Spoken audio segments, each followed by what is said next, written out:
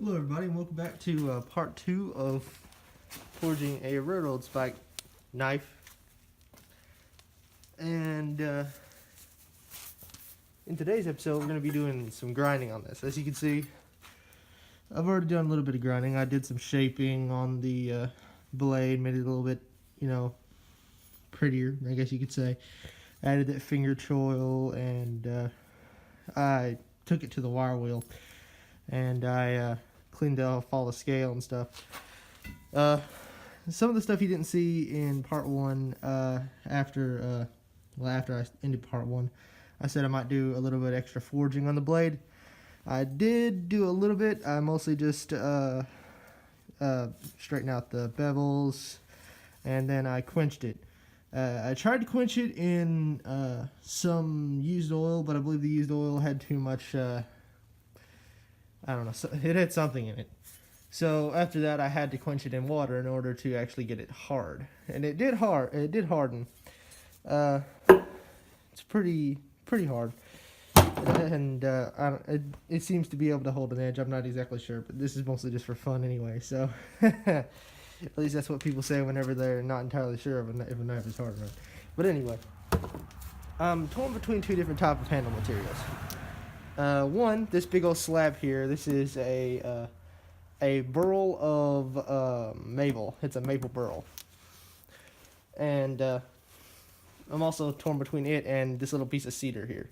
I don't really know which one I'll pick, but that's not really that important right now, I guess. Right now we need to get to grinding, so let's get to that.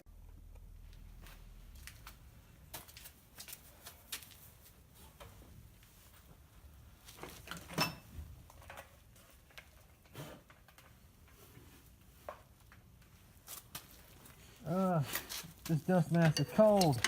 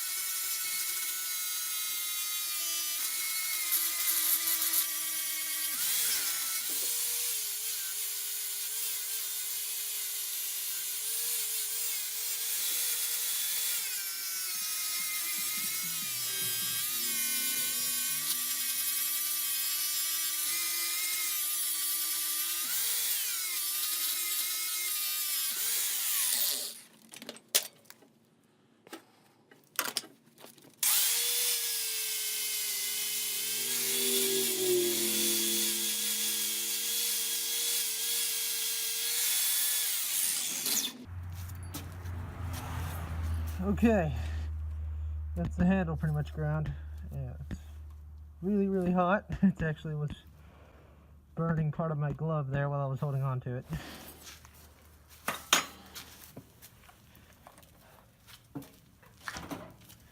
Now we're gonna drill the pinholes. Okay, guys. First thing you need to do is put a little divot in the metal where we're going to actually drill for the pins. I don't really know what that's called, like if there's a specific name for it or anything, but that's what we're doing. I guess it's marking the hole. I don't really know. Anyway, can't use this punch. We're going to be using copper pins for this. Here's one of the pins right here. I like to use copper because it's really pretty whenever you get it sanded down. I might actually use the cedar wood then if I'm going to use the copper, because it should look really well with the cedar. I just feel like cedar and copper go together because they're both, I guess it's because they're both red. I don't know, but they do look good. Okay, let's just go over these one more time with the punch. One good thing about railroad spikes, they always seem to be really easy to drill through and punch and such. If it takes good to the punch, it's sure gonna take good to the drill bit.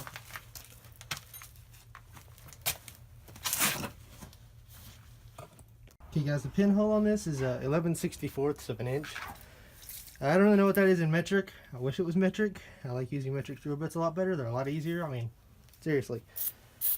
This is, I don't really know exactly what size it would be. Maybe like a millimeter. I don't really know. I don't know metric very well. All I know is it's a lot easier to use because it's a lot simpler. You aren't like measuring in like random fractions when you're using metric.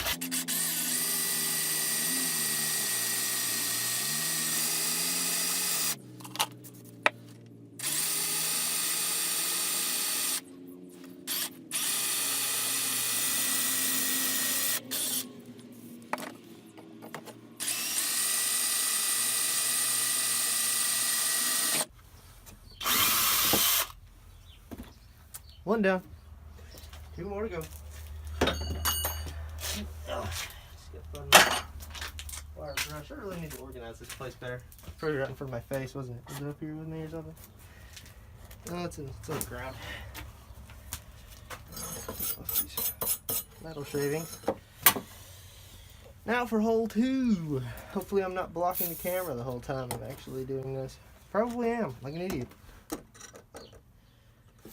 I really hope these aren't going in there crooked. Probably help my situation if I was using a drill press. I don't have a drill press. Well, I do, but it's broken.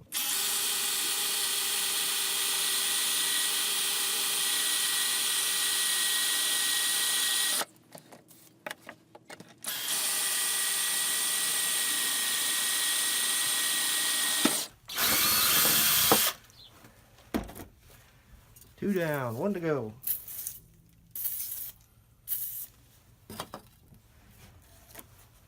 These probably aren't even by any means. They're probably going to be a little crooked, but it doesn't matter.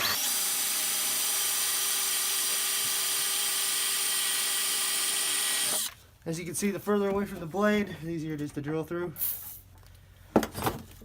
It's because it's the least hard down here on the end.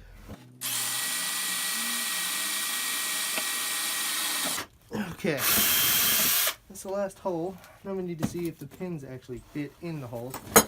I'm pretty sure that's the right drill size.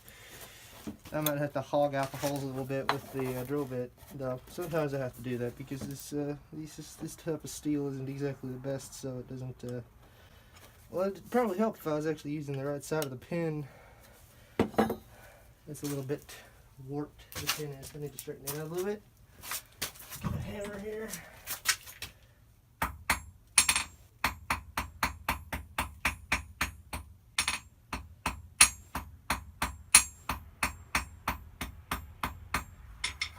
Okay.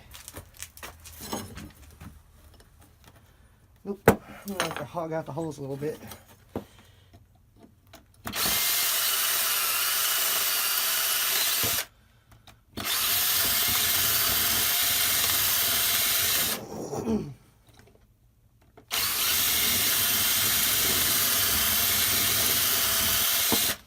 Either that or my drill bit is just one size too small. I hate doing that. I really hope it's not either, though, because this is the... Yeah, that's about right. I'll just have to hog it out on the other side, too. The pins can fit a little loose. Doesn't necessarily matter. It's better if they go in there flush. But, really, it doesn't matter.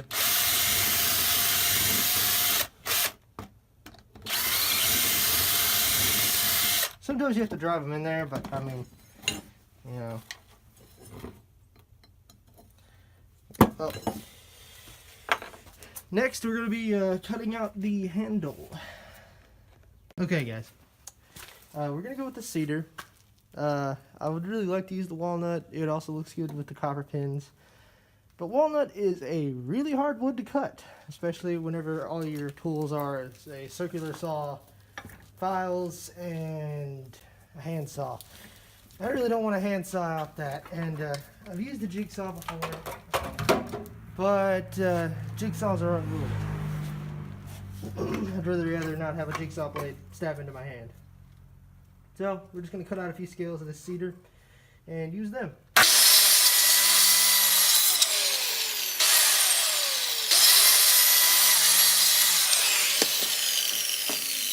Okay, I didn't know this, but there's actually a knot in this cedar, so that's gonna look really, really good. There's two of them actually in these scales.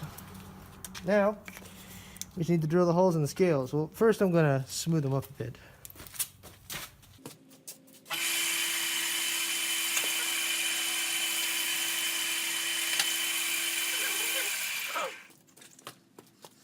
Okay, now we just gotta drill the holes in the scales.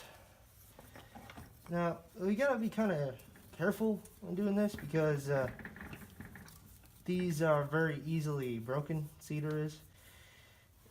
Cedar is an incredibly brittle wood, so if you're not careful with it, it will break very, very easily. Which kind of sucks, but you know, that's just the problems you work with when you work with cedar. At least it smells nice. That's one good thing about it. It smells really good in here after cutting that. It smells like a giant hamster cage, which it not supposed to be. Alright, let's see. This is probably not the most efficient way to drill out the holes in a knife handle. Oh, I got a little long there. Let me cut some of this off, actually. Probably should have measured it, I guess. I don't think we'll cut any off of that end, or should we? Yeah. No, we're not going to cut any off that. That'll be the front. The end that's kind of angled forward will be the front. The back, it looks like we need about from the finger choil over, I don't know, about a half an inch.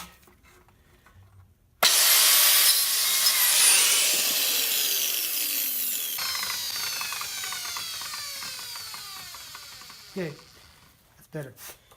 Now, just have to mark these holes somehow.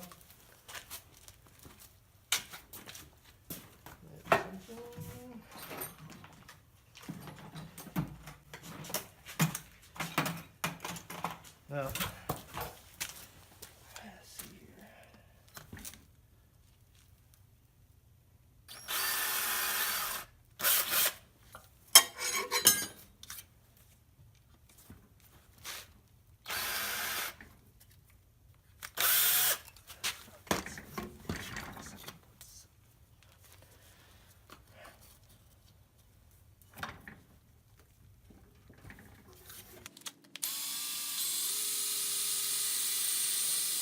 Cedar's also a really easy wood to drill through. Problem is, cedar is really unruly, and any little mistake is going to completely ruin the piece. So, gotta be careful.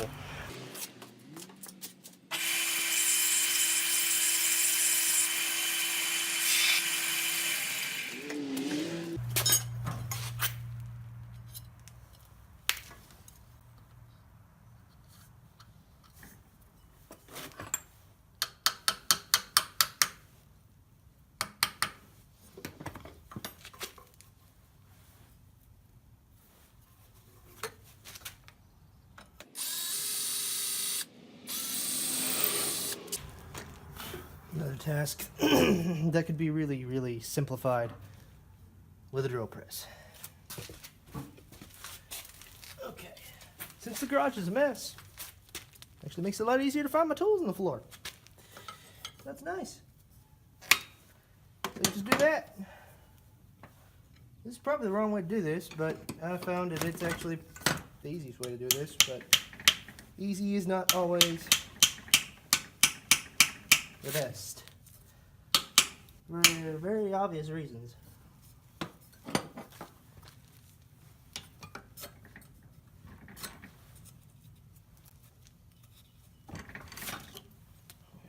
First pinhole is actually going through correctly, but the second one, yeah, not so much.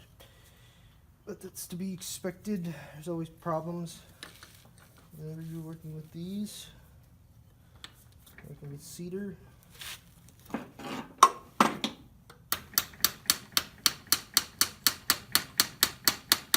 Ah, look at me. I'm just blaming the wood.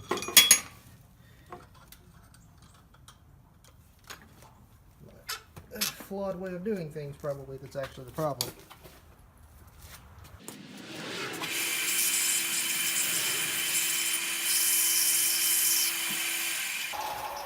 You always need to prep these pins before you stick them in the material. Helps them go in a lot easier. Okay, let me sit backwards because I had it before, but it shouldn't matter much. Help a lot if the pins weren't slightly crooked. They're a little bit warped.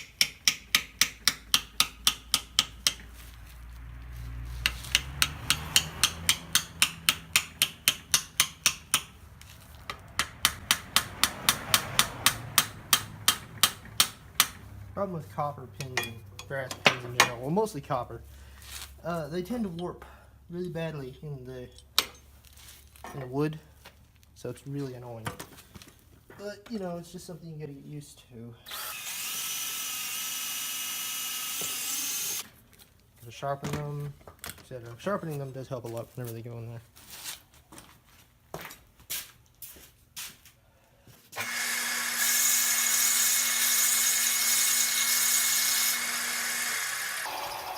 Sharpening them usually means you can actually get them where you need to go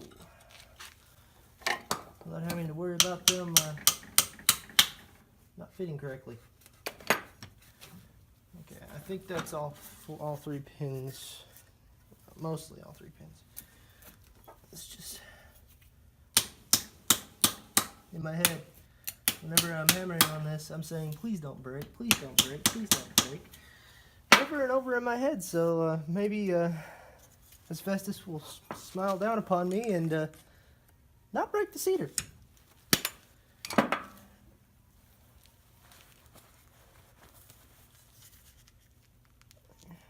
Okay, now we just need to take it apart and,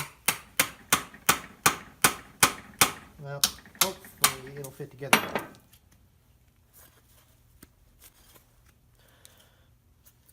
If I can get it apart.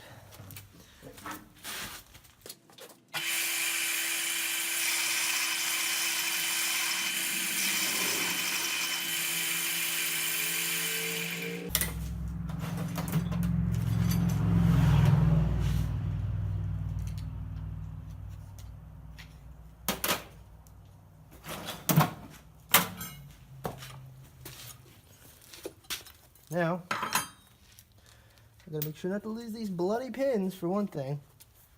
Lose the bloody pins, I screwed up really badly if that happened. Okay, just gotta take them out of the wood. A lot of traffic today, a lot of traffic. It's really annoying actually. Should probably remember where they go too, I guess. And now I gotta try to pin it together.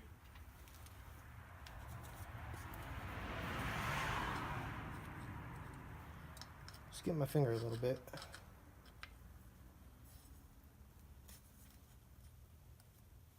It'll work in here. I don't remember what I skinned it on, but it didn't really hurt. Just bleeding a little bit.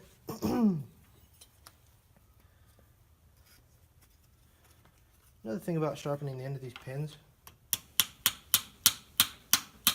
whenever they're sharp like that, it helps them to find the hole.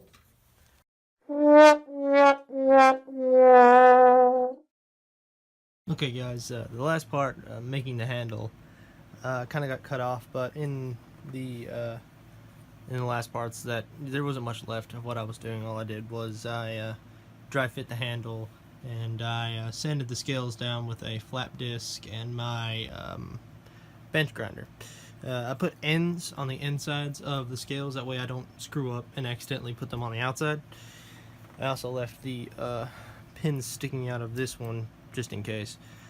I'm mostly just going to put the epoxy JB Weld on the inside of the scales. I ain't going to put any on the knife itself because there shouldn't, it shouldn't need it. I mean, I could. I might put like a little extra if there's any squeeze out or anything. I might put it on there, but I don't know if there will be, so yeah. I don't know if this happens to anyone else, but anyone else out there who uses JB Weld can Any of you tell me if you ever end up with just way more hardener than you do steel? I don't know why, but for some reason it seems like either I'm not using enough of this hardening stuff here, or there's just more in it and not as much steel. I don't know what's the case here, but if anybody out there could tell me, I would really appreciate it, because it really bothers me. I also hate this crap. I hate hardener. It's all gross and ugh.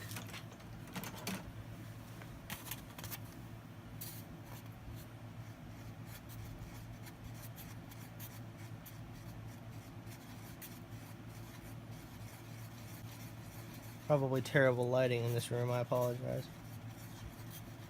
Next thing, the last thing we have to do after this, after we get the knife scales epoxy together, is actually to sharpen the blade and maybe put some linseed oil on the handle. But you know, we might do that after we just do this. But yeah, then we'll be done. You know, if the camera doesn't run out of memory again. I don't know if I explained it, but that's what happened last time.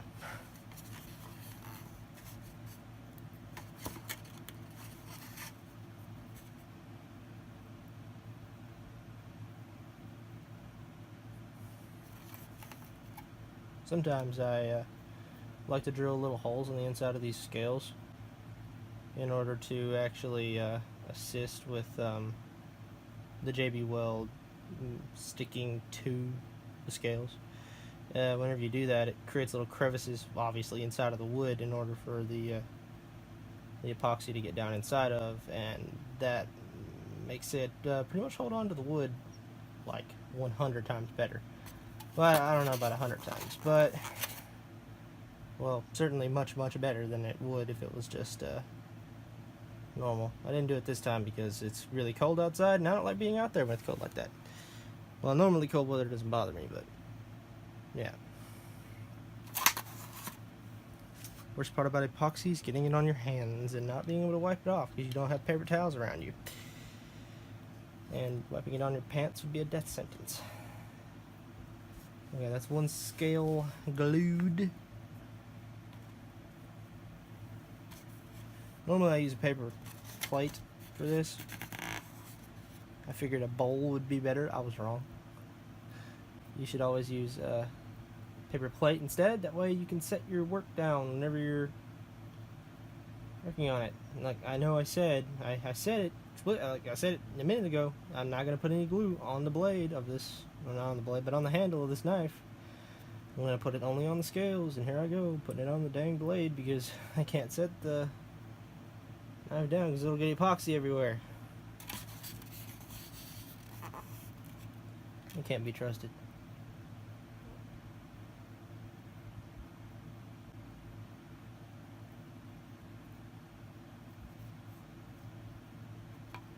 Okay. I just gotta squeeze these together best I can. Okay. I'm going to clamp these together. See if I can get the camera to focus. It's actually just a phone, but still. I'm going to clamp these together, and I'll see you guys whenever this dries. Okay guys, it's now the next day, and the epoxy has dried. As you can see, it's really hard. Unfortunately, there was like a small crack that appeared right in there, in the handle. Again, cedar, but it's not really that bad. Besides this, I'm just gonna sand it off, I guess. It's not very, it goes all the way through the wood, but since the epoxy JB Weld is really strong, hopefully it's not that bad on the inside. It shouldn't really affect the knife that much. It might, but the only way we're gonna be able to tell is by sanding off and shaping the handle and stuff. So let's go ahead and get started.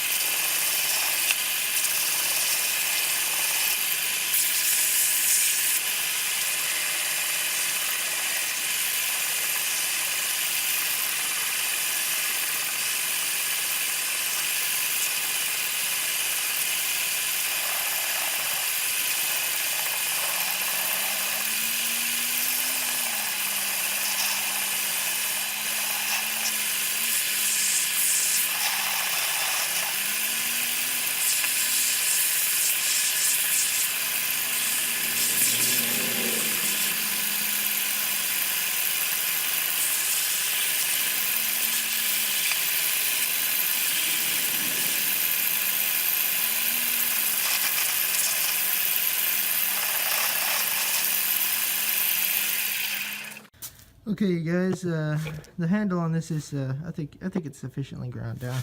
It's, pretty good. As you can see, that crack is still there. It goes all the way down into the handle, but I don't feel like it's going to cause very many problems. If it does, I'll just break the handle off and put on a oak handle, or maybe try another cedar handle. Heck, I might even try that piece of maple over there, but I don't know. But anyway, you guys, I'm going to put an edge on this. I'm not going to do that on camera because the way I grind knives is terrible, and it always takes a very long time. So I will come back and show you whenever it's ready. Okay, you guys, I got all the shaping and the sharpening and all that done, and now all I gotta do is put some linseed oil on the handle and test it out. This isn't actual linseed oil. This is the brand linseed oil. It is it does really good for what I use it for, but if you carve spoons or anything, you really shouldn't use it on them, because it may bring out the grain of the wood. But if you plan on eating with those spoons, you might die, because this stuff is toxic and not food safe. But I'll tell you one thing. It sure makes the wood look really nice. Even though the lighting here is terrible and you can't really tell. Let's bring it over here. See that? This is why I like cedar.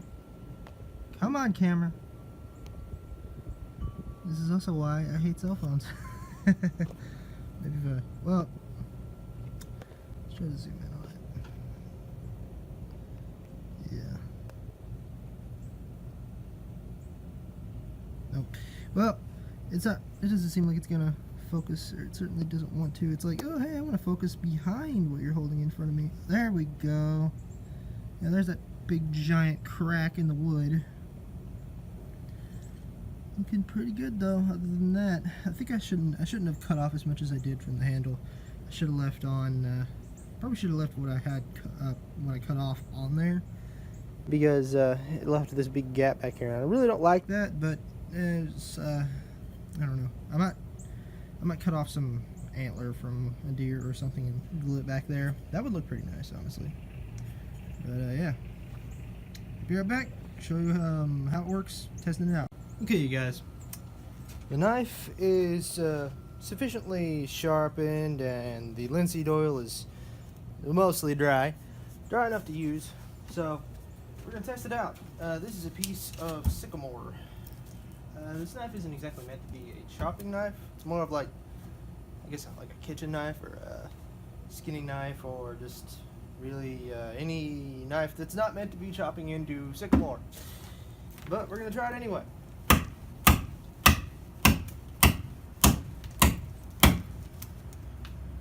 Seems to be holding up pretty well.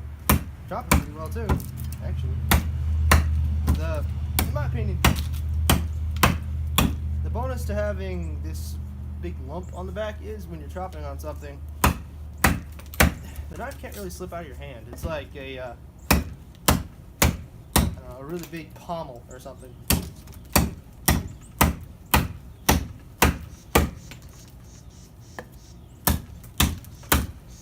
It really bites into the wood really well. Granted, this is kind of old, but it's still sycamore. Not really sure if sycamore is a hardwood or not. I think it is. It's a really hard wood to cut, I know that much. I cut through that pretty fast, actually. And I don't really see any edge damage. There might be some. No, actually, I don't see any edge damage. I think. Nope. Still pretty sharp.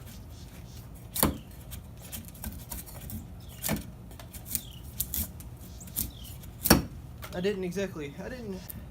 mostly just put like a rudimentary edge on it. But seems to cut really well, actually. Surprisingly well for, well, a railroad spike.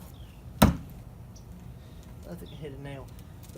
Anyway, guys, this has been me forging a knife with knife scales out of a railroad spike.